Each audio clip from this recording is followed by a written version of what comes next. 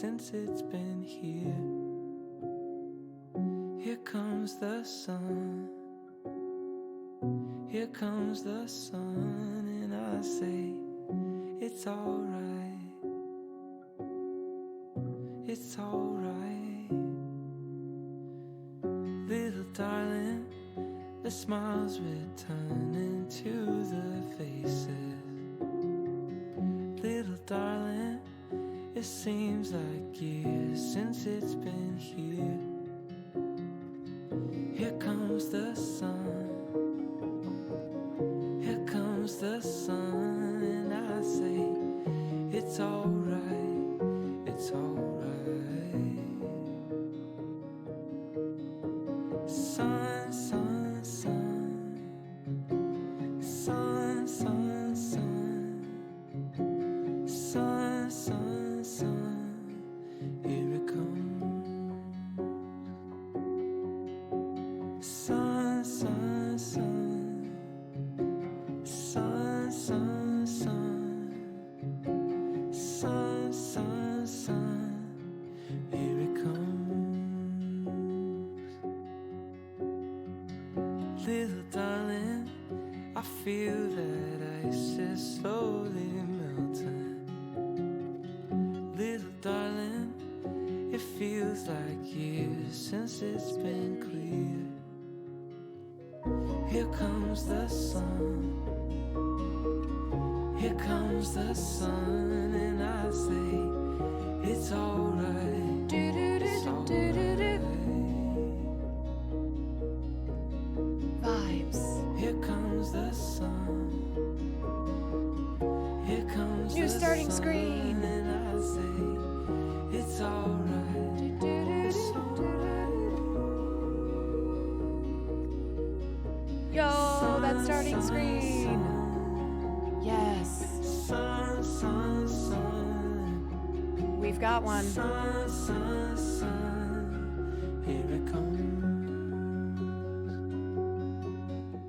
Sun, sun, sun. Sun, It's about damn time. sun, sun, sun. Here it comes. Thank you to Matt Stupid Art for making this gorgeous starting soon screen for me. Okay. Hello, everyone.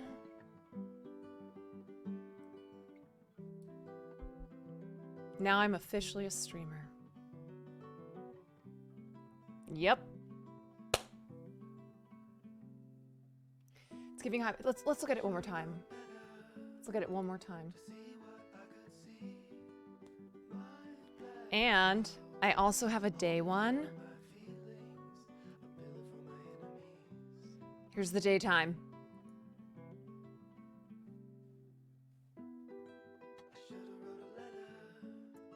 So good. Flashbang. Yeah, so depending on what time I start stream will affect which one you get. And then my ending screen is almost done. Almost done.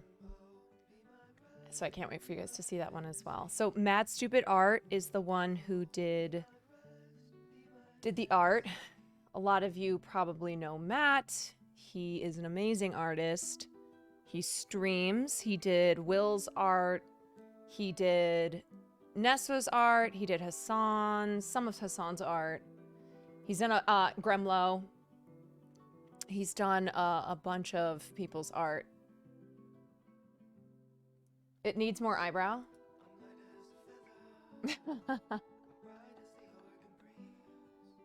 Yeah, those are eyebrows that are halfway between my lamination sessions. And then the person who animated it is, I think, Pressure. I'm trying to figure out what his name.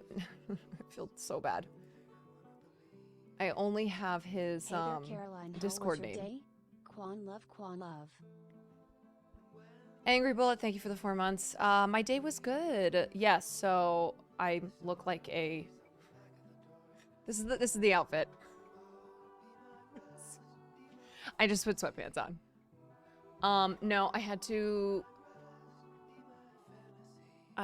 to go to a baby thing. A baby thing. I feel like I'm just always going to baby things. Not a shower, just like a lunch thing. And then this afternoon, I also had to go get outfits for my headshots tomorrow, which I am not excited for, but I am excited for this blazer that I got. Let me show you.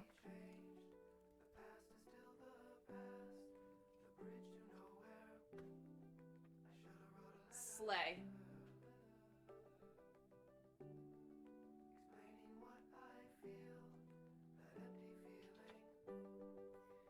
So hopefully I get some boss bitch photos.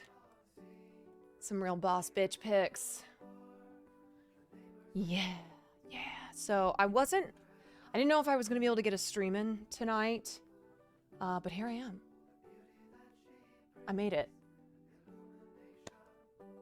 Yeah, shout out Matt Stupid Art. Thank you so much for dealing with me being very unsure always of what I want. Wait, did you guys see an ad for Cash App Trivia? Can you send it to me?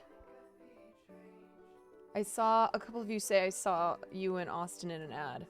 The top is giving Barbie. I feel like I should wear this when I go see Barbie. It's on Connor's auction stream? What is it being auctioned?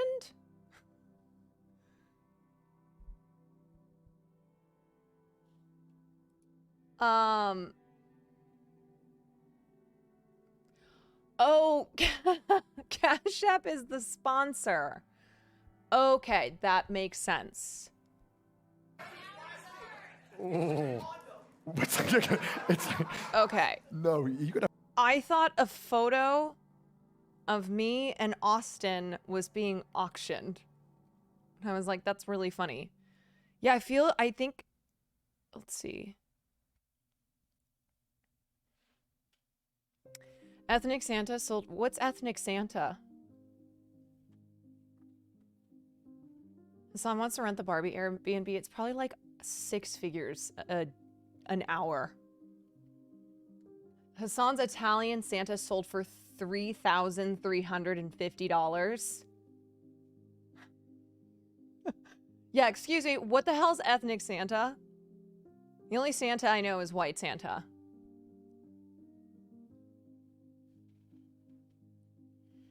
Who the hell bought it? There's a lot happening right now. This auction is still going on. Cuties thing is happening. There's some good content. Carl bought Saikuno's swim trunks for $11,000. Oh my god, that just made me feel so poor. $11,000? Unwashed? Some things went for... So who's buying these items? Is it the stream or is it the streamers? Some guy at the event... I mean, it is charity, so... Okay. Some guy at the event bought some cards from Derma for $15,000. Yeah, I mean, it is a donation to charity at the end of the day. True. Oh my god. Online, so streamers, UMPs, both. Okay, got it. Got it. What's been the highest selling item? Derma's sold for the most at 15K. Damn.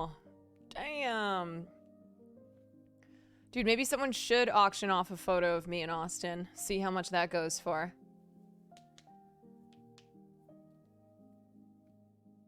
I don't know who the VIPs are, but both front rows. Okay, so the people attending are not just streamers. They're like actual people.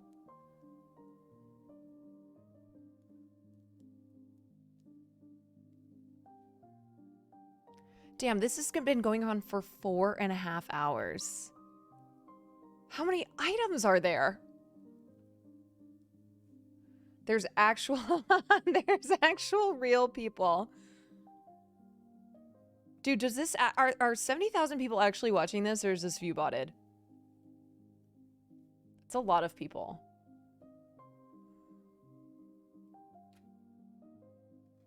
Actual? Wow. That's awesome. That's sick. It's interesting, though, that the people who are getting view botted happen to be the ones who have been in the mix of all the gambling drama. Ludwig got baited. Let me see. They're almost at 300 grand. That's amazing. Baby increasing. You want to increase it? Where is my screen?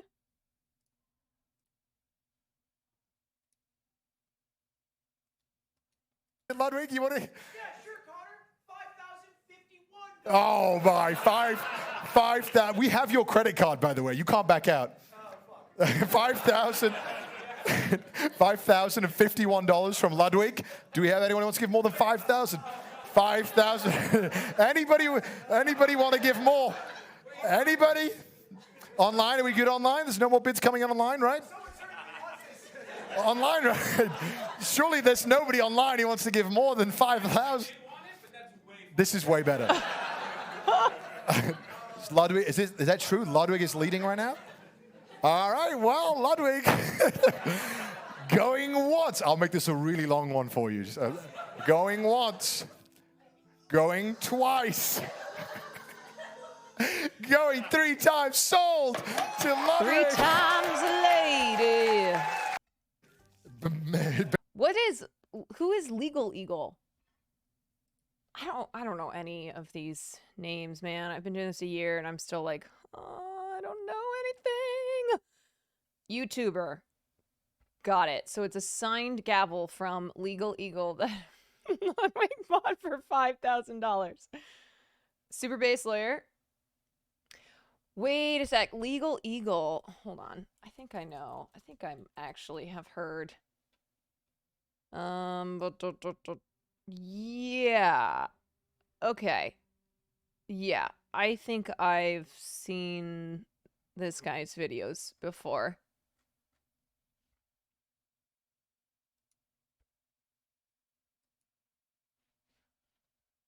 I look ready for prom. Yeah, when Will just got back from filming and he was like, "What the fuck are you wearing?" I was like, "You don't like it?" He goes, "No, I think you look so cute, but the sweatpants are weird." I'm like, "Well, you know, that's how stream goes. You look cute." It's like when we were all working from home and Zooming. Up top, down below. It's called fashion, sweetie. Yeah, okay. So, how's Cutie's murder mystery going? I feel bad. If peeps are trying to watch that. That's why I was also kind of hoping I could stream later, so at least you could watch some of that. Oh, okay. What is happening? I just clicked on the stream. What is going on? Oh, you were onto the. Was that? Oh, they're changing lenses. Yeah, that's all committed to your bit. I was fine keeping you. Okay, that makes. I was like, what is going on? I just clicked on the murder mystery and something is afoot. Yeah, I can't. I'm sorry, I can't look at this. It's giving me motion sickness too. My God. My God.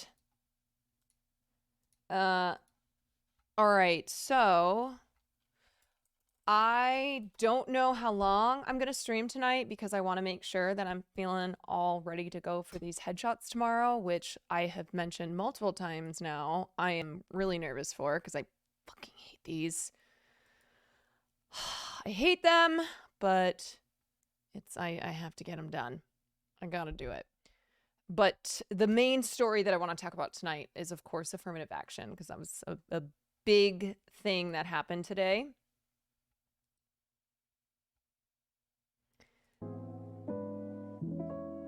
That is the story of the day. And then also today is the last day before the actors could potentially go on strike tomorrow. So tomorrow is June 30th at 11:59. If no contract is reached, then the actors will be going on strike. I think this lecture is a must-watch no, I haven't watched. I've watched a bunch of stuff today. I haven't watched this.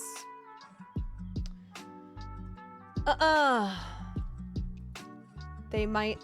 Emma, I'm so sorry. I just saw your message about the fundraiser, which is amazing. I will definitely blast that out for you. Unfortunately, I can't be a part of that, and I'm sorry given this week and what happened in it.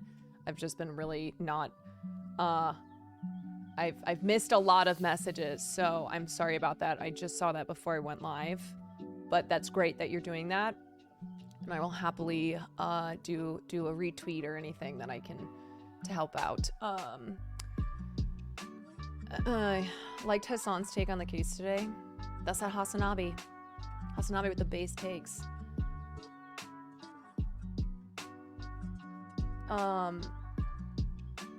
Yeah, I appreciate you doing that fundraiser. That's good stuff though. So let's start off by, let's just do a little bit of SAG updates. So now this letter that has been signed by over 1,000 actors, many of whom are the biggest names in Hollywood. I think this has put the fear of God in the negotiating committee, as well as SAG-AFTRA president Fran Drescher.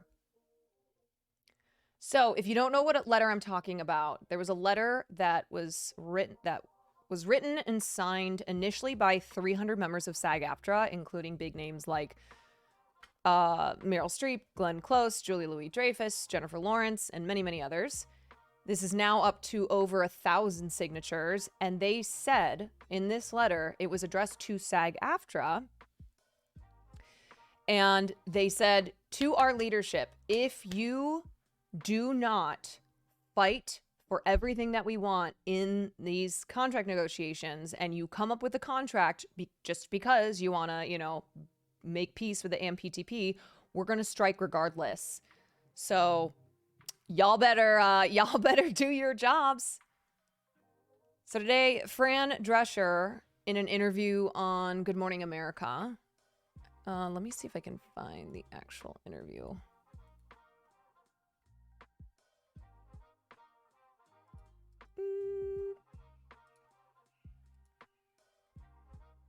Okay, never mind. Anyway, so she was asked about how the negotiations are going. And prior to a week ago, where she and Duncan Crabtree Ireland put out a video that felt like they were hostage, being held hostage. And they were like, everything's great. We're real confident that we're going to get our contract signed. And we all saw this video and we're like, this is bullshit. Well, today she said, we do have unprecedented support. We do have unprecedented support from the union members, where if we feel like we're not making headway when the contract expires, which is June 30th at 11:59 p.m., we're going to have to strike. This is so funny. Unprecedented support from the union members, aka Meryl Streep signed a letter saying, bitch, do your job. Okay? That's the unprecedented support. Is that Fran Drescher is fucking terrified. Here's the video. Thanks.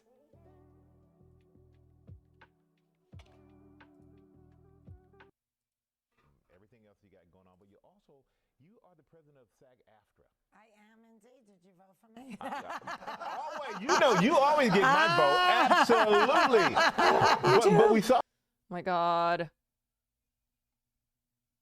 some news that they're actually authorizing a strike if a deal is not reached by Friday. Yeah, we did. You know, we do have unprecedented support from the union members that if we feel like we're not making headway when the contract expires, which is June 30th at 11:59 p.m., we're gonna have to strike. But Are you making headway? you know, in some areas we are, in some areas we're not.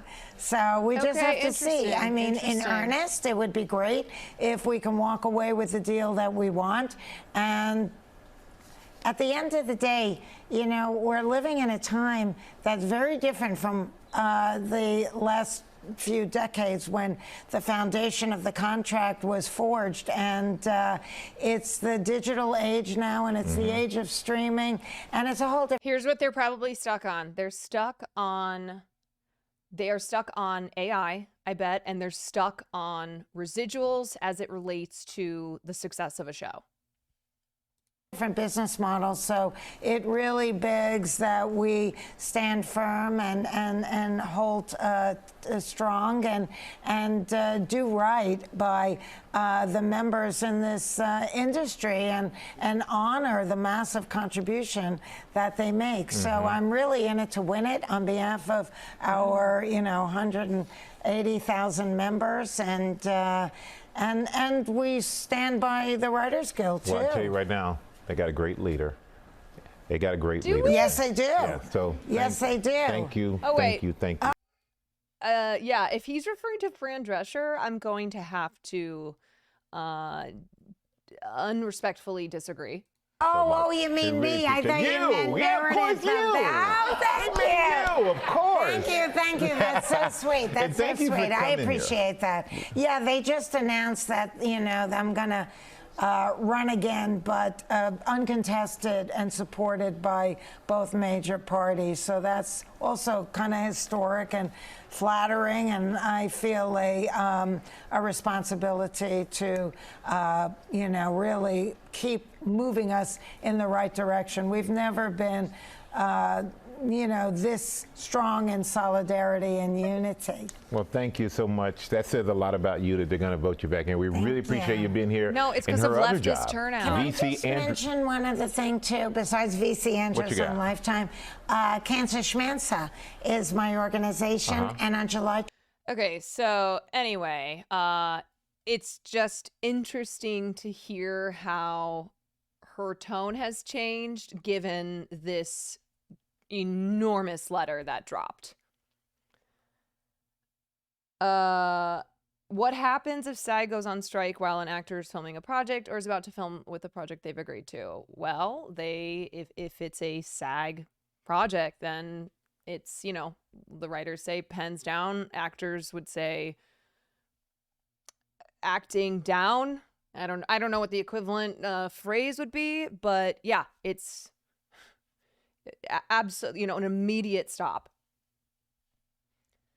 Morg Foreign, thank you for the 2 months. Dick's down.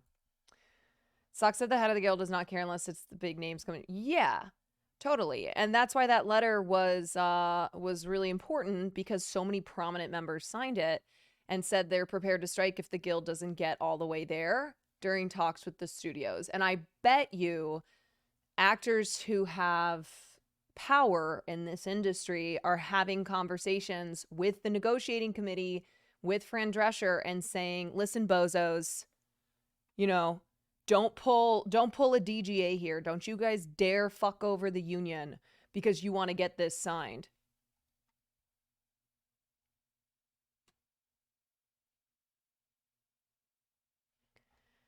So what happens to Hollywood if the actors go on strike?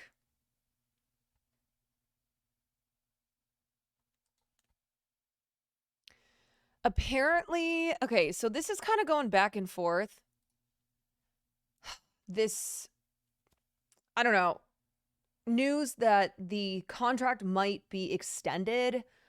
I've been reading that the AMPTP wanted to extend the negotiations for 2 weeks. SAG-AFTRA said no, and then they want to extend for a week. So I don't know what's happening here. This would also make sense given that most of Hollywood will be out of town for a long holiday weekend. Everything that, as of what I've seen right now, it will end tomorrow. There has been no extended negotiation news that has come out from this. There are dozens of rumors flying around the picket lines and Beverly Hills lunchbox. There's talks that SAG-AFTRA isn't as close to a deal as that video by Fran Drescher and Duncan Crabtree Ireland suggested. And some are saying that the DGA has been trying to encourage SAG-AFTRA leadership to take a deal rather than strike. If that is true, well, that just further cements the DGA's position in all of this, and all of their talks of solidarity are quite empty. Yeah, so no wonder at the writers' event last week when the representative from the DGA got up to speak, he was the only person who you could hear audible booing. Yeah. The other big talking point is if the actors do join the writers on the picket line, which top executive or executives would step up to find a compromise? Because it's hard. It's been hard enough with the writers on strike. If the actors go on strike, then you can't move forward. I don't care that you've got directors. If you don't have actors, then you can't do shit. I mean, that's what we'd like to say about writers as well, but some people in the industry do not believe that. Lex, thank you so much for the tier 1. One thing is clear, if SAG-AFTRA calls a strike either at midnight tomorrow or sometime next week, there will be huge ramifications for the entertainment industry. Below, deadline runs through many of the possibilities that likely would happen if the actors join the writers on the picket lines, from the total shutdown of scripted television and feature films to the impact on Wall Street and the studio's bottom lines, and the potential interruption of events such as the Emmys, Comic-Con, and the Fall Film Festival season. So the Fall Film Festival season is the most important festival season for the Oscars. The majority of scripted TV series have already been shut down as a result of the writers' strike. Apart from a handful of series like the Kim Kardashian starring American Horror Story, production largely has ground to a halt in LA, New York, and Atlanta. And that is thanks to the more than 8 weeks of picketing that has been going on. Thank you to the Teamsters who have turned their trucks away if they see a picket line. Would Broadway be affected by a SAG strike? No.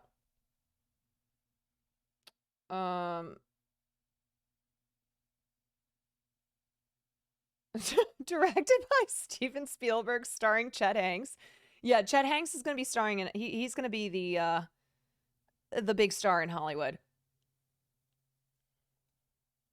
However, if the actors walk, there would be more casualties. A large number of U.S. series are shooting abroad, particularly in the UK and Europe, and those also would shut down, largely having been out of the glare of picket signs up to now. So these include shows that have continued to shoot, even though the writers are striking: House of the Dragon, Andor, Slow Horses in Industry, a new HBO Kate Winslet drama, The Palace, Peacock's Day of the Jackal, Julianne Moore's Mary and George, Sharon Horgan's Bad Sisters is expected to start shooting shortly. Lord of the Rings, The Rings of Power, which recently moved to the UK, is thought to have just finished shooting, so don't worry, guys. You'll get Lord of the Rings, Rings of Power. SAG-AFTRA's Global Rule 1, which is more restricted than WGA rules, says no member shall render any services or make an agreement to perform services for any employer who has not executed a basic minimum agreement with the union. The other thing is that there's 11,500 writers in the union. There are 100 in the WGA. There are 160,000 plus members in SAG-AFTRA. So it's a lot of people. In the US, the fall broadcast schedule, which has already been crushed by the writer's strike, would be impacted further. SAG-AFTRA strike would also be expected to hit unscripted, which has started to pick up after a slow beginning to the writer's strike. Many broadcast shows are hosted and exec produced by the WGA and SAG-AFTRA talent, and we've heard of a handful of game shows and competition shows that have been forced to delay production as some actors are unwilling to cross the picket lines. So how is a potential actors' strike, which could happen starting tomorrow at midnight, how will that affect film? So that would definitely mean a shutdown of feature Hollywood productions worldwide. Despite streaming exec swagger about being prepared for the WGA strike and their ability to weather it, prolonged SAG-AFTRA and WGA strikes trigger fear in the hearts of motion picture suits. The Q4 theatrical release calendar would become a desert, which means mega bucks lost. You don't want Rings of Power? Listen, that might be the only show that you get. Currently, there are no plans by the major studios to move 2023 titles into 2024. As a result of the WGA strike, a domino effect was triggered for Disney, which delayed the release of several movies, some deep into 2026 and beyond, as scripts were not ready. So, for instance, Avengers Kang Dynasty and Avengers Secret Wars, like, I don't fucking care about either of those. Thunderbolts, which couldn't shoot due to the WGA strike, hopefully will meet its Q4 2024 theatrical release. The nearly completed Deadpool 3 will kick off summer next year, and the recently WGA picketed Captain America Brave New World is pushed as well. So major feature shoots that could potentially be shut down if the actors strike include Gladiator 2, Mission Impossible, the new one, Universal's untitled Radio Silence monster thriller, Sony's Venom 3, and the upcoming Clint Eastwood drama, Juror Number 2. Other productions have been racing to beat the SAG-AFTRA strike and are poised to finish as soon as early July. Sony's Bad Boys 4 wrapped. Beetlejuice 2 has wrapped. The Minecraft movie will be wrapping next week. And Ghostbusters Afterlife has wrapped, as well as the Amy Winehouse biopic Back to Black. Yeah, so they are scrambling to get this shit wrapped up before the actors could go on strike tomorrow. Okay, so what's going to happen with the Emmys and Comic-Con? So the Emmys are obviously in the crosshairs of both the writer's strike and the possible actors' strike. July is a pivotal month for whether the annual TV awards will go ahead as scheduled on September 18th. We hear that planning conversations for the show will begin July 15th with a decision needed by the end of that month on whether the September date is possible.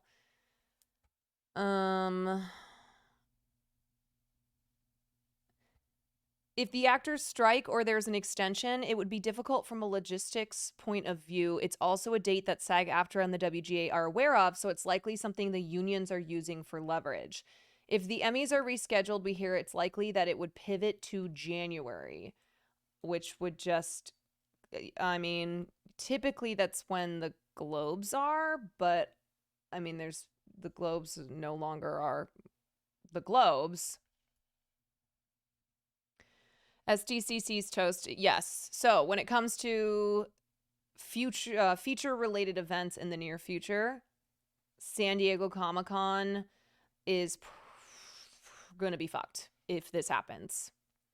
So already a lot of TV creators due to WGA picketing can't go to Comic-Con because they can't promote any of their stuff.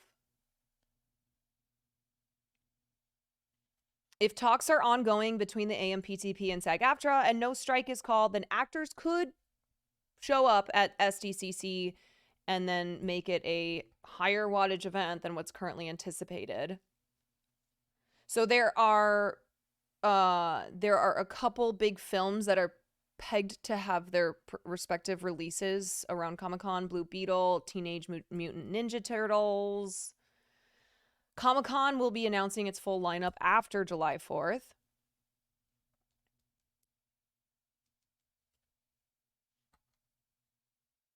While studio premieres currently are planned for Barbie on July 9th in LA and for Oppenheimer in New York on July 17th, at the very minimum of an actor's strike, the directors Greta Gerwig and Christopher Nolan would show up. So how is this going to affect indie film? Well, indie filmmakers were unable to get bonded for anything that wasn't sure to wrap before June 30th. So they've already been immensely affected by this. There is hope, however, in waivers for qualified independent films. So what that would mean that they would have an interim agreement until the current contract expires. Does June 30th remain the official end of the current contract, or does the official end date move to the next deadline? It's a big issue for productions looking to start in July.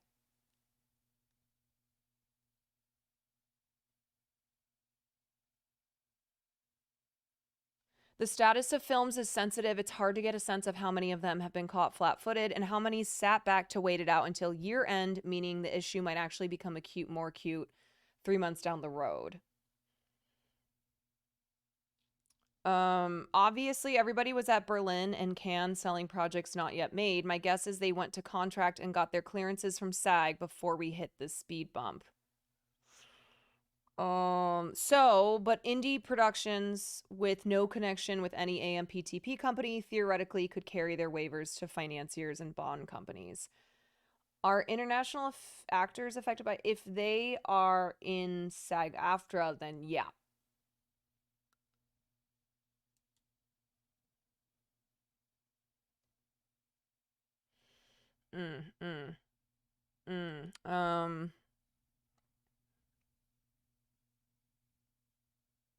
And then this is going to also potentially affect film festivals.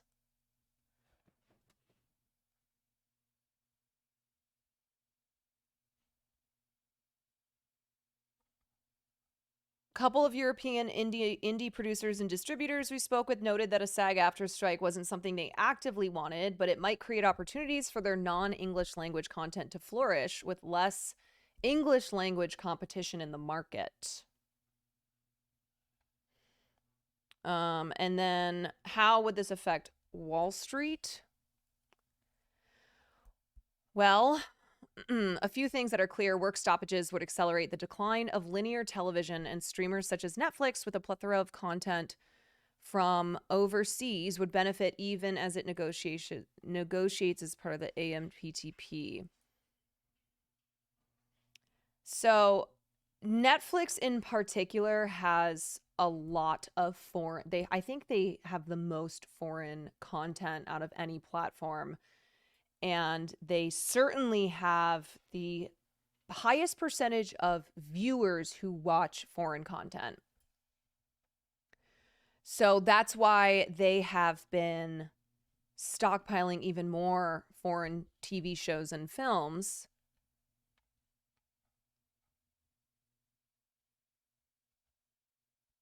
Netflix benefits from a deep backlog as well as international content that's unaffected by the strike. Additionally, Netflix is likely benefiting from media job cuts as competitors struggle amid ad market weakness and subscription services cash drain.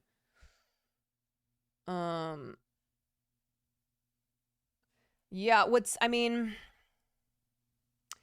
again, this is something where we can't see the full effects until probably not the full effects, but more effects until a few months from now, as far as subscribers who are looking at these platforms that they're subscribed to and not seeing any fresh content. They could potentially unsubscribe until all of this is over. Social media and short form video on YouTube, Facebook, and especially TikTok are a natural place for people to go if they're bored with what's on TV. You just want Severance season 2. Yeah, that is definitely going to be delayed. I'm sad about it as well. I have been not patiently waiting for Severance season 2.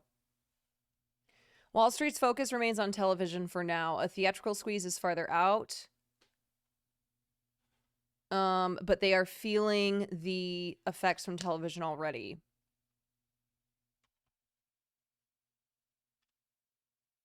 A corporate boon from the strikes, higher cash flow since studios are not writing as many checks. The majority of media CEOs haven't commented much on the labor action, except in general terms during last quarter's earning calls, which were mostly before the writers moved to strike. That would be so fucked up if they took all of the money that they are, you know, the extra cash flow that they have because they're not having to write checks to writers and other creators, and just, you know, gave it to their executives. The next stream of financial results and commentary is set to start in July, hopefully providing more clarity.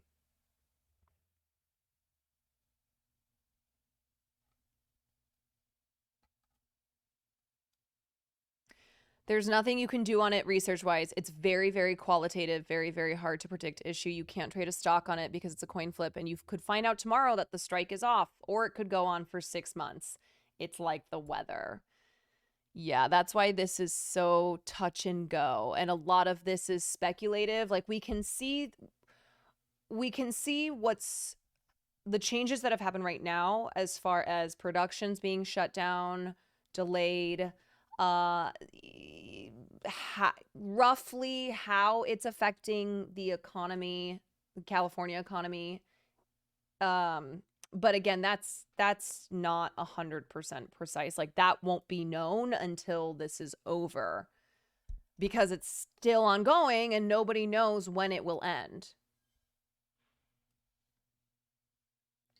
Oh, no one is picking up Raised by Wolves. I hate to be the bearer of bad news.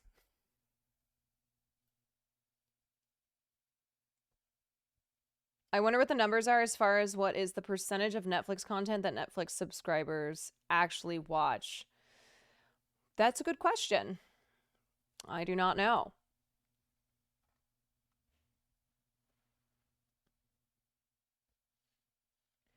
I'm just now realizing how pivotal Sundance was this year for indie filmmakers. Yeah, the big film festivals are incredibly vital to the studios and production companies who are selling these films, are hoping that these films will gain traction for award season. So it's a really big deal having them be affected. I wonder what's happening with The Bear season 3. I wonder if they were in the middle of writing that. They must have started writing on The Bear season 3 and then obviously got delayed, or it's, you know, it's at a standstill right now. Okay, so it hasn't officially been renewed for season 3. Never mind. But given the reception to it, it's definitely going to get a third season.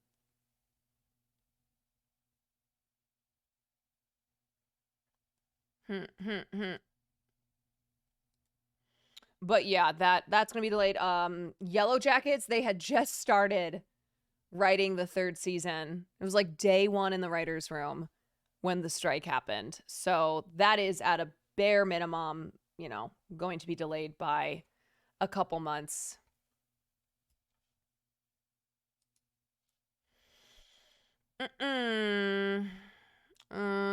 Okay. All right. And then, of course, UPS is about to go on strike. So, if you get medications, if you get anything that is of immediate importance through UPS, you need to have a different way of having those things delivered to you. So, here's the update on UPS. And they really want to get this done, and they don't want an actual strike. I want to bring in UPS driver Hannibal Aguilar, who's also a Teamster shop steward as well. Tell me what's going on here. We're talking about a lot of strikes right now in various Everybody's striking. We talked about a mock strike. What is this that you're trying to do today? Well, actually, it's just us as Teamsters and UPS drivers showing UPS that we're not afraid to strike. No one wants to strike, but we're not afraid to strike. We're showing UPS that we want a piece of that pie. We usually go on without a contract, maybe for a month, sometimes it's a few months without a contract. But this time the general president said we're not going to go on without a contract at August 1st. So this is just to show the American people, the people of Los Angeles, everybody else that we're not afraid to strike and that we just want a piece of what is shared for us. Like, Yes. So talk about that a little bit. What is it that you're asking for? What do you want? well, we want better conditions. I don't know if a lot of people know that I'm usually a delivery driver in Los Angeles for 22 years, and there's never been a fan or an air conditioning in my truck. That's insane. We got a lot of forced overtime. There's days when they're forcing people to work 6 days a week. And this is just to tell UPS that we want better conditions for myself, better conditions for my brothers, better conditions for my sisters, because it's important that corporations treat their employees like they would treat their families. So what is the plan here today? We've got some 200 people. They're walking around the building right now. How long are they going to be out here? What's the plan? Well, we're just going to be out here until our start time starts. Listen, you guys, listen, okay? Hot people, their hands are calloused from holding the sticks with signs on them, okay? All right? Hot people have calloused hands. So we're going to do the strike. We're going to send UPS a message. We're showing the people of Los Angeles that we're not scared to strike, but we don't want to. This is just to get everybody revitalized and amped that, you know, in 30 days, we might have to do this. And no one wants to, but this is just a little warning shot to UPS. All right, Hannibal, thank you so much. And by the way, UPS has released a statement saying they are at the negotiation table. They are ready to negotiate. So we'll see if this has any impact and what impact this might be. So this is going on around the country, starting at 8 o'clock right now and going for another couple of hours until their shift starts. My stepdad worked for UPS for 23 and a half years and got diagnosed. Oh my God. He didn't get his benefits, pension, healthcare because he didn't work the full 25 years. They didn't pay for his healthcare. He died last month. Fuck them, man. Fuck them. I mean, this is why it's very difficult. People go on strike, you know? Because when you're working like all night or, you know, the graveyard shift, you know, you tend to sleep during the day and you don't really get time with your family or with your kids. Dude, a lot of my coworkers and peers, you can just see it on their face. They look angry and honestly depressed, you know, like a lot of them feel like they're stuck, you know, like, you know, they need the healthcare and the benefits, but like the pay sucks, or they've invested so much time with the company and they're still not full-time. It just, a lot of people are angry. When you think of good middle-class jobs, you probably think of UPS, but the shipping behemoth has a secret. While full-time delivery drivers are the face of UPS, it's the part-time workers like Cesar Mendoza who are the heart of the $100 billion company. In fact, part-timers make up around 60% of the 340,000 UPS workers represented by the Teamsters. These workers have been ignored for nearly 30 years. But as UPS and the union wrestle over a new contract, with a massive strike looming August 1st, part-time workers are coming out of the shadows to tell their Anonymous, thank you so much for that $10 dono. story of what it's really like to work for the world's largest package delivery company. My name is Jonathan Thomas Sr. I'm a UPS employee for almost 40 years. And I'm Jonathan Thomas Jr., and I've been a UPS part-time employee for about 5 years. The biggest disparity is pay,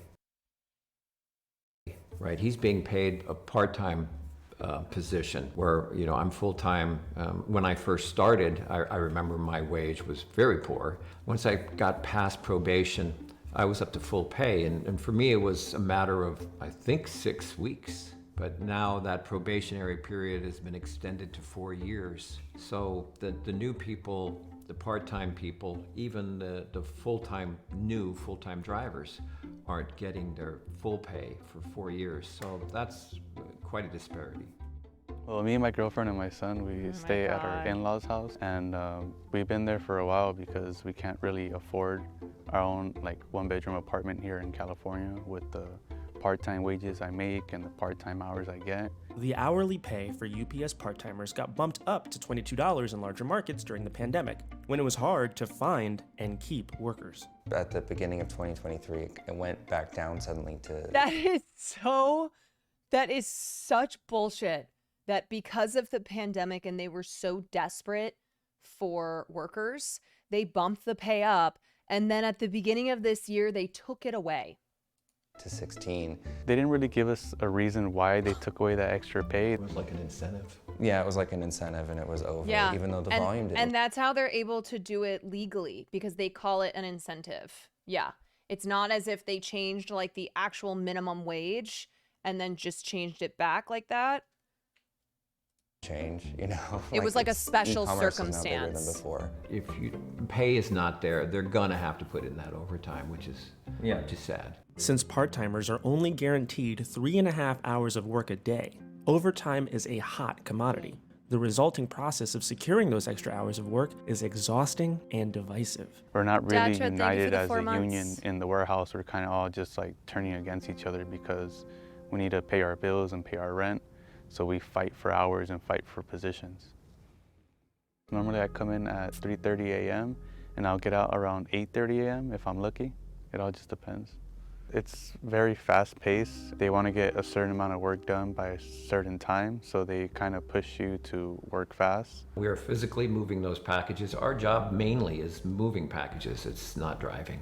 And I think most people's perception is that we're just driving. I talk to many drivers and, within the first 5 years of being married, they're divorced because of how long they work, how many days they work. They have a gap between them and their kids. So us as union workers, we make this sacrifice for our kids, but it's hard that that's what it's gonna become. We're gonna have to lose that relationship with our family. At first, I really didn't want... And this is why, these corporations, it's in their interest to pit the workers against the workers. In this case with UPS, with part-time workers, they have them fighting one another for these overtime hours, right? Rather than fighting the company, they want them to be competing with one another for these very lucrative overtime hours. To do any UPS work because I knew just firsthand, just from seeing him come home exhausted, especially during the hot summers that we would have, that I knew it was like really laborious work. It wasn't until about 26 when you start to, lose health insurance coverage that I started like freaking out. I'm like, what should I do? Which Dad then told me was to go do part-time work at least because they still get the same health coverage that I've basically had my whole life. Whenever I need medication, go to the hospital, anything, I'm not paying anything. I think hospital appointments are like... That's our only thing, and they're tiny. We have to pay for emergency visit. UPS has spent years rerouting new hires to exploitative part-time work with false promises of promotion. I joined the fight with the union probably about 2 years ago because we started noticing that this last contract they did is horribly wrong. I never see anyone go into a full-time driver position. They always go into being a 224 position first, which was basically a part-time position that works full hours. Become a 224 and then maybe you'll become a full-time driver. A part-time position that works full-time hours. Not like the work you do changes. The only thing that changes is whatever code they type into their system for pay.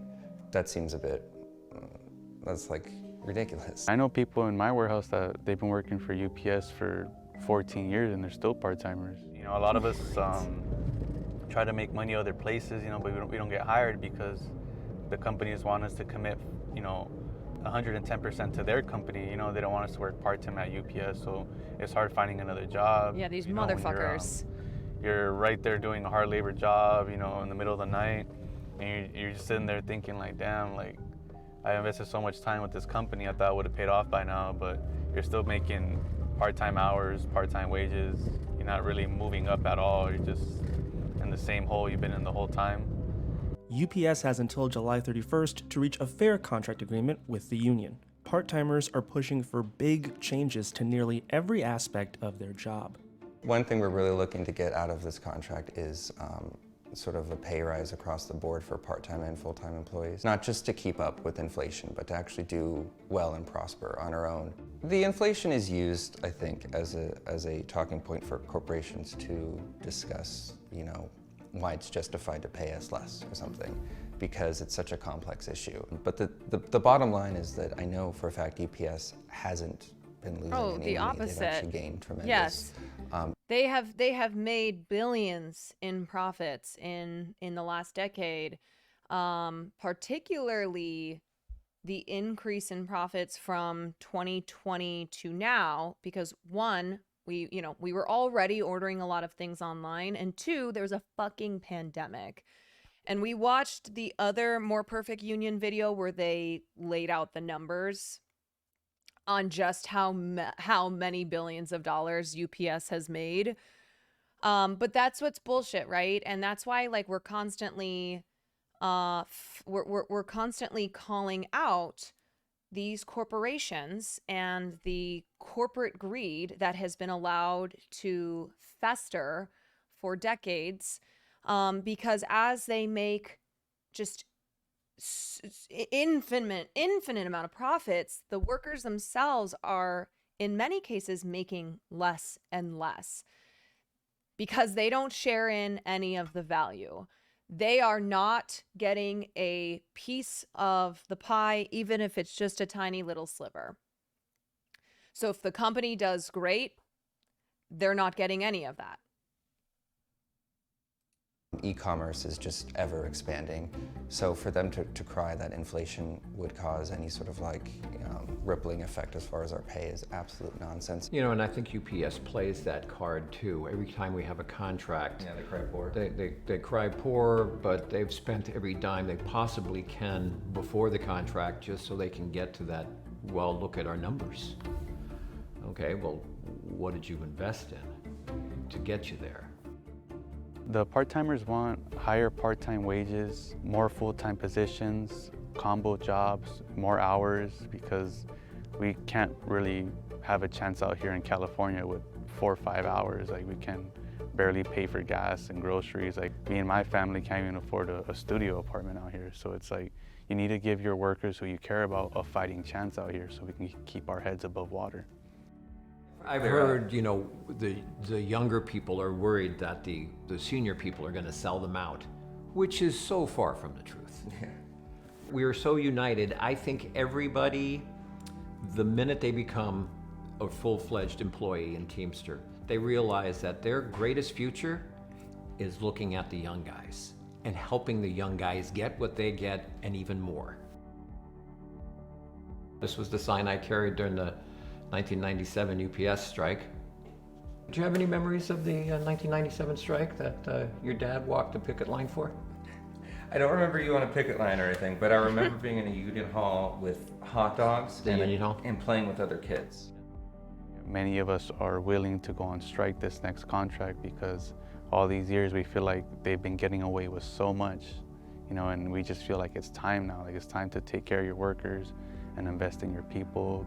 There's more to the human experience than just waking up at 5 in the morning, commuting to your job, doing your job until, 9 at night, commuting back home, sleeping and doing that, every day until like you're free for 2 days of the week if you're lucky, right? And that time you're spent laboring at home to catch up on stuff you're behind.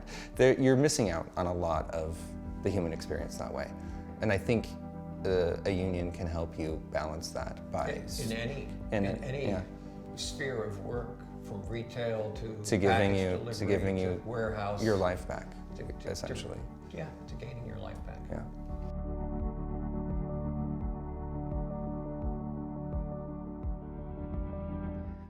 I mean, I think the important thing to always consider. Sorry, this random video is playing. I was shipwrecked after a killer whale attack. The important thing to always remember is that once upon a time in this country, the power rested with the people, right? With the workers. And you fast forward to today, and the power, I mean, on paper, rests with the corporations, with the employers. laborers. And that is why this collective labor movement, all of these various strikes that are happening, more and more people who are becoming aware of the working conditions that so many millions of Americans have been having to endure. All of this is very, very important towards this entire progressive movement, where we regain some, if not, ideally all of the power that has been lost throughout the decades. Right? Because when I don't want to get into all this now because I wanted to get into affirmative action. But let's not forget that where we are now, all of the problems that we, the laborers, are having to experience in our day-to-day lives with these just greedy fucking corporations it's deliberate. This is not just a natural thing that occurred through, I don't know, they like to claim, globalization, that kind of shit. This was intentional policy choices. These were laws. These were things that people who had a vested interest in siphoning the power away from employees, from the laborers, and into the employers, because that meant more profit. They are the ones who have been creating and keeping these policies the way that they have been for, really since the 80s. Biden claims he's most pro-union president. Yeah. Are you distracted by? I know. It's giving princess. I know. It's giving Barbie. It's giving Barbie fairy tale dream princess vibes, which, is always the best vibe when you're talking about things like labor strikes, and then also affirmative action, which we're going to talk about next. Hogan, thank you for the gifted sub to vested interest. Yes. So anyway, okay. Yes, Barbie is leading the strikes. All right. So affirmative action was officially overturned by the Supreme Court today after 4 years of 2 different court cases, one at Harvard and one at UNC. The Supreme Court declared that race-conscious admissions at colleges and universities across the nation is unlawful, and they said, we're getting rid of it. And this included Justice Clarence Thomas, who famously has benefited from affirmative action.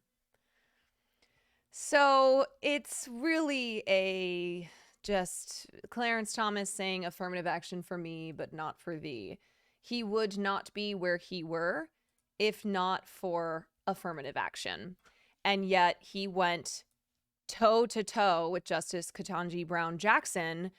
They each had the exact opposite perspective on the matter, reflecting on the deep divisions in this country, particularly over the issue of affirmative action, which so many people seem to forget. Affirmative action were supposed to be policies put in place to help not just even out schools and workplaces and the like with their racial makeup, but also to prevent discrimination against religion, against gender. This was not about race, but it has become about race because that has been a successful way for white-led conservative organizations. And the biggest one regarding affirmative action, of course, is oh my God, Edward Blum's group, Students for Fair Admissions. Students for Fair Admissions, led by Edward Blum, has used race as its rallying cry in regards to affirmative action, saying that it discriminates against, they first said white people, but in the last 4 years, it has been about Asian Americans. So Asian Americans have jumped into this affirmative action fight because students who have applied to the highest, most elite institutions in this country, like Harvard and Yale, Asian American students have been crying about the fact that they are being discriminated against at the behest of Black and Hispanic students, when that is not the case at all. I do want to point out something. Before we get into this. I think it's important to note that even though Asian Americans have been behind this fight, I mean, they're not really the ones behind it. It's really Edward Blum and the Students for Fair Admissions and other anti-affirmative action groups who are behind this. But they've been using Asian Americans as their, rallying minority group. But let's take a look at these numbers here, because it's important to note that when Asian Americans have not heard or don't know anything about affirmative action, they think it's a bad thing. But when they have heard about it, they think it's a good thing overwhelmingly. So if you look at these numbers here, all Asian adults, those who have heard of affirmative action, overwhelmingly, the majority of them say that it is a good thing. Because if you look at the history of affirmative action, Asian Americans have benefited from affirmative action, and we will get into that. But I think this is important to note because there's a big divide in the Asian community right now. And it seems they keep giving us these numbers that 70% of Asian Americans are against affirmative action, but that's not actually very accurate. So even though has been this increasing push from the Asian American community against affirmative action, and that has been taken advantage of, used by people like Edward Blum and other conservative groups who have been trying to get rid of affirmative action for years, let's just remind ourselves that actually the majority of Asians, when they have heard of affirmative action, do agree with it. So I think this is I think this really is just important to note here. The powers behind the move to strike it down preyed on the uninformed and took advantage of a vocal minority to serve as its shield. Yeah, let's make no mistake about that. All right. So we're gonna go back.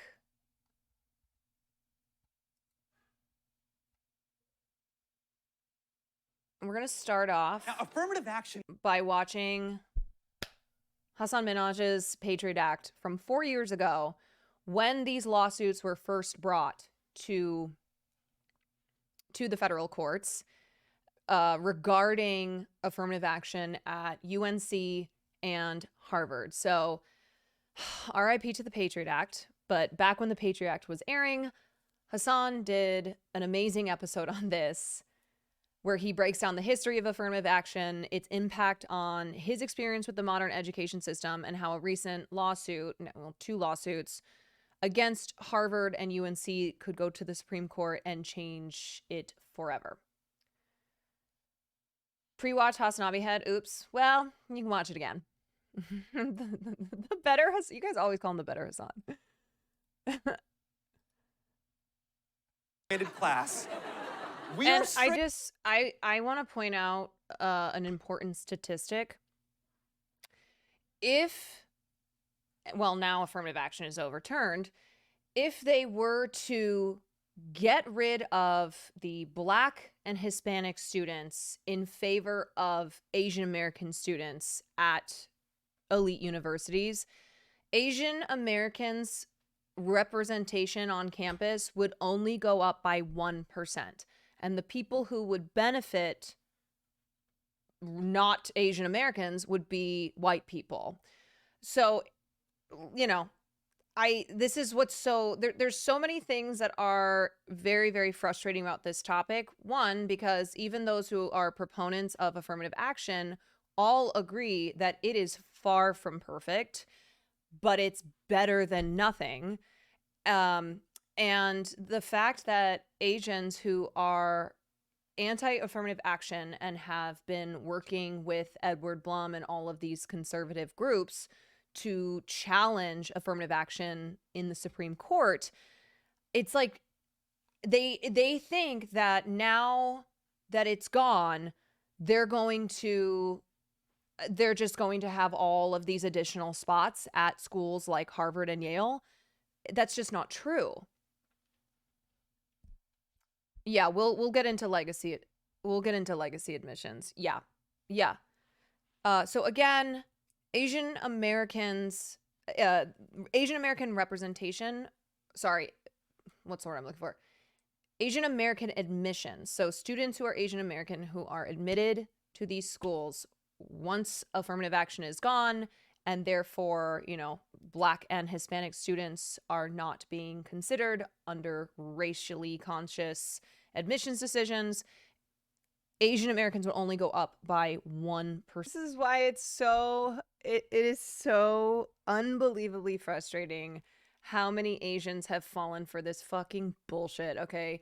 Make no mistake, the people who are behind this, the ones who have spread the false information, all of the lies that have convinced these Asian students and their families that they're getting passed up for spots in these schools because of a Black person or a Hispanic person, when in reality, that's not the fucking case. Blacks and Hispanics are still underrepresented across the board in elite institutions and four-year institutions in general. This ain't about Black people and Hispanic people. This is about white people using first white women, and Hassan gets into that. They first tried to use white women who ironically are the biggest benefactors of affirmative action. And then when that was no longer working, they realized that they could get Asian Americans, not all Asian Americans, but some Asian Americans, especially Chinese, Korean, and Japanese ones, to join them in their fight and become the new face of ending affirmative action. It's the oldest trick in the book. Yes. Give me that fear. Yeah, every time people came up to the club, I would ask to see an essay that they had written about their lives. That's where he went, which makes it even funnier. I'm pretty sure that's where Hassan. Jadida, thank you for the 6 months. What was I gonna say? Yeah. I believe it's now up to 25 to 35% at Harvard specifically. It's around 30-something%. What's funny is colleges do consider, yeah. If you can afford to go to college and not have to have scholarships or anything, your chances of getting in, you get bumped up. That's why like Jared Kushner and kids of very, very wealthy people, but who are too stupid to get into the schools themselves, daddy donates $2.5 million in Jared's case, and now he goes to Harvard. Landy, thank you for the tier 1. That's why. It's a nice score. Oh, hello. My uncle, who's a doctor, got his daughter into Harvard on legacy admissions, and now she works for McKinsey consulting, fucking up African governments. Sick. I'm so glad that white affirmative action benefited her. I remember when I was in college and not in college, when I was applying for colleges, my mom was convinced that I should drop my last name Kwan when applying to colleges so they wouldn't know I was Asian. She was You should go by Caroline Nicholson. I was like, why? She goes, because you're Asian, it's gonna hurt you getting into Harvard. I'm like, but I don't even want to go to Harvard. It's like, I don't even want to apply to Harvard. Said, also, Mom, like, I have good scores, but they're not that good. Like, I had a 32 on my ACT. That's not good enough to get into Harvard. Yeah, I was like, you want to know what's going to get me into Harvard? If you and Dad write a check for $1 million. It's not going to be me pretending to have a white name. No, 32 is not bad. No, but like, it's that is not putting me at super competitive for Harvard. And then if I didn't get in, it's because I'm Asian. You know? Yeah, you can have perfect scores, not get to Harvard. Totally. Exactly. There's a million reasons. But what would have definitely upped my chances to get into Harvard were if my parents had gone to Harvard, which they didn't, or if they were super rich and were able to write a big fat check. Really a debate. Getting admitted to Harvard as Caroline Mayo Johnson. Hi, my name is Caroline White. I am Caroline White. Hi, nice to meet you.